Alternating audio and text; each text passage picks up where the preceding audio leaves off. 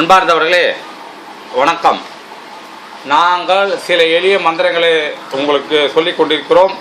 அந்த மந்திரம் நீங்கள் முறையாக உச்சரித்து முறையாக அது உள்வாங்கி செய்தால் மட்டுமே நீங்கள் நினைத்த காரியம் கண்டிப்பாக நடக்கும் என்பது நாங்கள் ஏற்கனவே உங்களுக்கு கூறிக்கொண்டிருக்கிறோம்.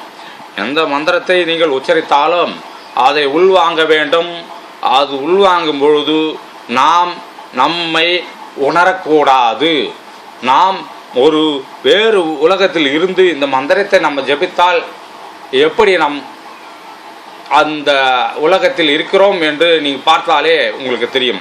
ஒரு பெரும் பிரம்மாண்டமான இடத்தில் கடவுளை நாம் நேரடியாக பேசி கொண்டிருப்பது போல ஒரு உணர்வு உணர்ந்தாலே உங்களுக்கு பல நன்மைகள் கிடைக்கும். அந்த நன்மை நீங்கள் உணர்ந்தால் மட்டுமே புரியுமே தவிர நீங்கள் வாயும் உதட்டு அளவில் நீங்கள் சொன்னால் அது அங்கேயே நிற்குமே தவிர கண்டிப்பாக வெளியே செல்லாது.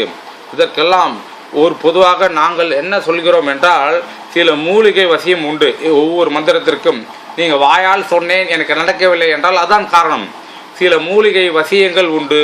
அந்த வசியத்தின் மூலம் நாம் எந்த ஒரு மந்திரத்தை சொன்னாலும் சித்தி ஆகும் என்பதுதான் உண்மை.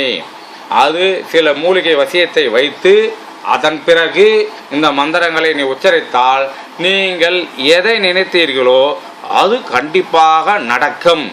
இதை தான் நாங்கள் உங்களுக்கு கூறிக்கொண்டிருக்கிறோமே தவிர நேரடியாக மந்திரத்தை சொல்லி நான் சொன்னேன் நடக்கவில்லை என்றால் அது கண்டிப்பாக அது எப்பொழுதுமே நடக்காது.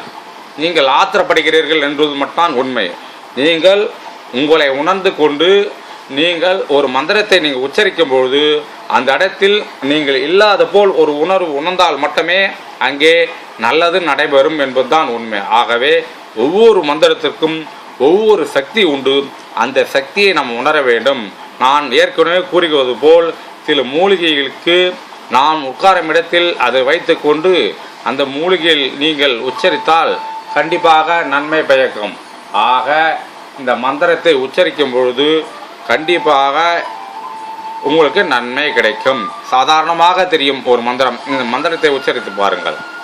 ஓம் சிவாய நம நம என்ற மந்திரத்தை ஜபித்தாலே குற்றம் 18 தீரும் என்பது இது சித்தர்களுடைய கருத்து மட்டுமல்ல, இது உண்மையாக நடந்தது. இது போன்ற ஒரு மந்திரத்தை நீங்கள் சொல்லி பாருங்கள், உங்களுக்கு கண்டிப்பாக நிறைவேறும். நன்றி.